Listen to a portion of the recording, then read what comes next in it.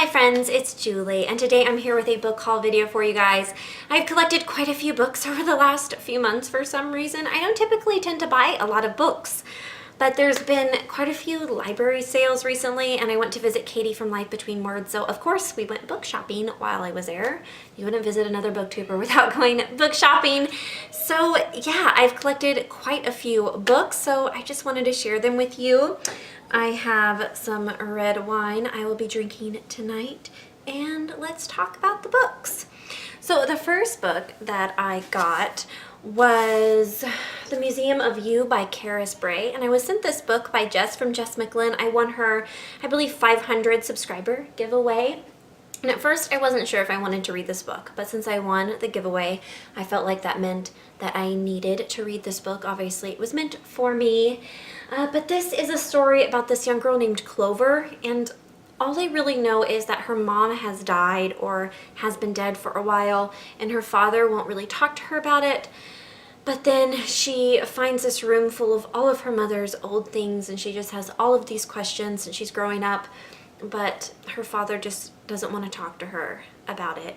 And so it sounds like it's going to be really sad. So I'm definitely going to have to be in the mood for this book. I feel like it might hit just a little bit closer to home. I lost my father earlier this year, so I'm definitely going to have to be in the mood for this book, but I do plan on reading it sometime next year, and then I will let you guys know what I think.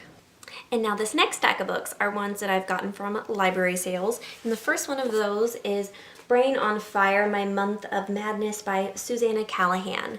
And this is a memoir about Susanna, and I believe when she was 24, she had this really weird thing happen to her where, you know, she was in a great relationship, she just gotten this great job, and then one day she wakes up in this hospital and she has no idea how she got there, she has no idea what's going on, and they tell her she's like a danger to herself, she's like a flight risk, and she just has no idea what happened to her. And so this is about her discovering what's going on, what caused this, and her road to like recovery from it, I believe. And she finds this doctor who diagnoses her, is somehow able to diagnose her with this really rare disease. And so it just sounds really fascinating. I've had my eye on it for a while, and I'm definitely looking forward to reading this one. And then I also picked up this random copy of Eligible by Curtis Settenfield. I really don't know why I bought this book, but I don't know, it just sparked an interest in me, I guess, and it was like $1. But this is a modern retelling of Pride and Prejudice. I've heard pretty good things about it. I think Stephanie from That's What She Read, she did a review about this book like months and months ago, but I thought it sounded pretty fun, so yeah, I'm gonna give it a go.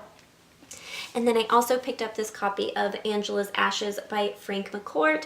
This is a memoir about him growing up in this really poor family. I believe it was during the Depression era.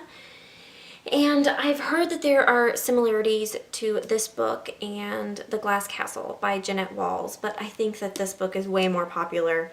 I mean, it's like an award-winning book, I think. And it came out in like 1996. But I heard that it's similar because I believe his mom like never works, even though they're really poor, and his dad works sometimes, but I believe he is a drunk and he spends like all of his money on alcohol, and that's very similar to what happened to her in The Glass Castle. So I'm definitely looking forward to reading this because I've heard that this is like way better than that one. So, and I enjoyed that book, so I'm definitely looking forward to reading this one.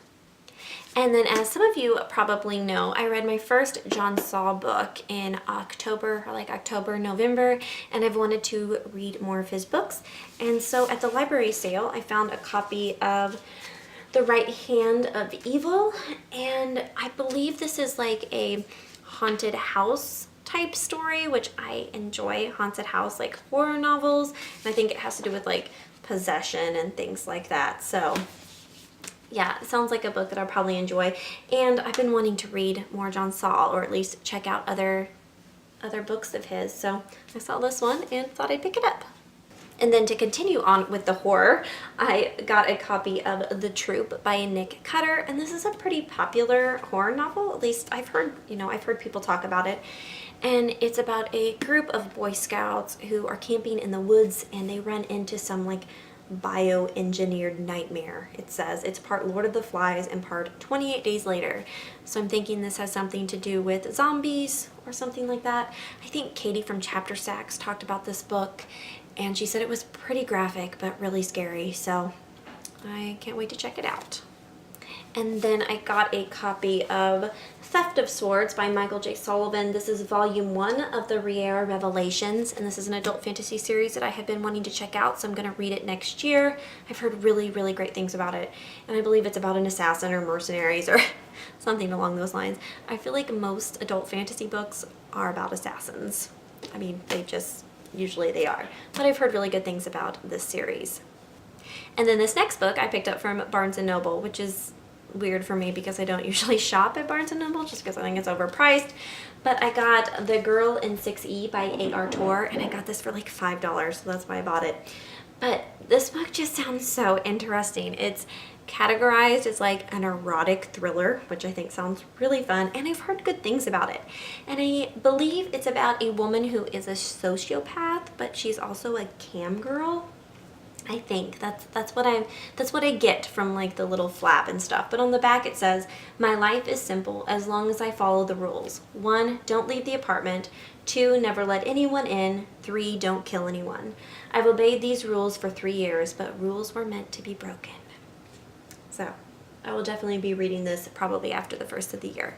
And the rest of these books are ones that I picked up when I went to visit Katie, and we went to some really cool bookstores. And one of those was called Mystery to Me, and it was full of like mysteries and thrillers and things like that. But what made it really special were the people that worked there. One of the ladies was like overhearing Katie and I talk about books, just as we looked through them, and things that we liked, things that we didn't like. And she came over and just handed us some books that she thought that we would really enjoy. And one of those was Under the Harrow by Flynn Barry. And she told me this was really scary and really dark because she heard me saying that that's what I like. And so I read the back of it, and it does sound like something that I would probably really enjoy. It's about 2 sisters. One is named Nora, and one day she goes to visit her sister and finds that she has been murdered. And so she becomes obsessed with figuring out, what happened to her sister, and she starts to unravel all of these secrets that her sister had. So that sounds very similar to other thrillers that I read, but I was recommended this book. It was a handpick for me, so I'm going to check it out. And I believe it's a debut from this author, which is pretty cool. And it's a signed copy because she had just came to visit them. So that was it's pretty neat too. So looking forward to checking this one out. And then we also picked up The Crossing Places by L.A. Griffiths. And we were recommended this as well because they said that this has become one of their favorite mystery series, the ladies that work there. And it's about a forensic archaeologist, and that's all I really know about it other than it's a murder mystery. Although I believe this is a pretty popular mystery series, so yeah. And now the rest of these books I got from a different bookstore, different used bookstore. And one of those was The Devil in the White City, Murder, Magic, and Madness at the Fair That Changed America by Eric Larson. And Katie recommended this to me because it's about a serial killer, H.H. Holmes, and he used the World's Fair of 1893 as kind of his his place where he got all of his victims. And they're going to be making this into a movie, I believe, with Leonardo DiCaprio, which is really cool. And as I was flipping through here, I found this little quote in the very beginning, and it said, "I was born with the devil in me. I could not help the fact that I was a murderer, no more than the poet can help the inspiration to sing," by Dr. H.H. Holmes. So that sounds pretty cool. I really enjoy books about serial killers, so I'm sure that I will really enjoy this one.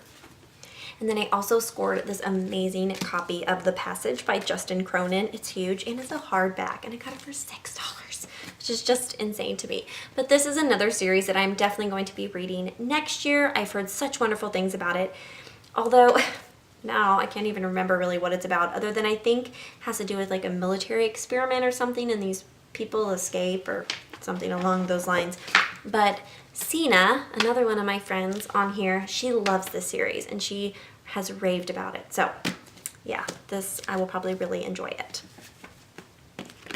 And then I also got a copy of The Black Prism by Brent Weeks. This is another adult fantasy series that I have been wanting to check out ever since, I think it was Reagan from the Peruse Project. She read this year and raved about it. And then Kylie from Miss Kyle Reads has read this and she raved about it too. So I definitely know that I'm going to enjoy it. And I just know that it has a cool magic system in it that has to do with the light. So probably assassins. I'm saying that, but I don't know for sure, but I want to check it out. And then I got a copy of Cold Mountain by Charles Frazier. And at first I didn't know if I wanted to read this book. It's a Civil War novel. But Katie and her mom really love this book. It's one of their favorites. And I feel like when someone tells you that a book is like one of their favorites and it's somebody that you really value their opinion on books, it just makes you want to read it. So I want to give it a go. I know that it's a little bit slower. It's definitely more of a character-driven story, more than plot, but I really enjoy those now. So I'll be checking this one out next year. And the last book that I have in this huge stack is The Trial by Franz Kafka. And I can't remember where I heard about this book. It was on some crazy book list, like most disturbing books or scariest books or something along those lines. But it was written in 1914 and it's about a man who is on trial for a crime that he didn't commit and he has no way of proving his innocence. And for some reason, that is just absolutely terrifying to me. I have this really irrational fear about that happening to me, which it probably never will. But it scares the shit out of me. So that's probably what this book is going to do too. But I'm really looking forward to reading it. It has really good reviews. And yeah, I'm interested in seeing what I'm going to think. And it's really cool because the person who had this before me like annotated it and stuff like that. And I love when used books have that in there. So yeah. So those are all of the books that I have collected, I think, since September. I'm sure I'll be getting some more for Christmas. But please leave me a comment down below and let me know if you've read any of these books and if you liked them or if you hated them. I'd love to know either way. But thank you guys so much for watching, and I'll see you all again very soon. Happy reading. Bye.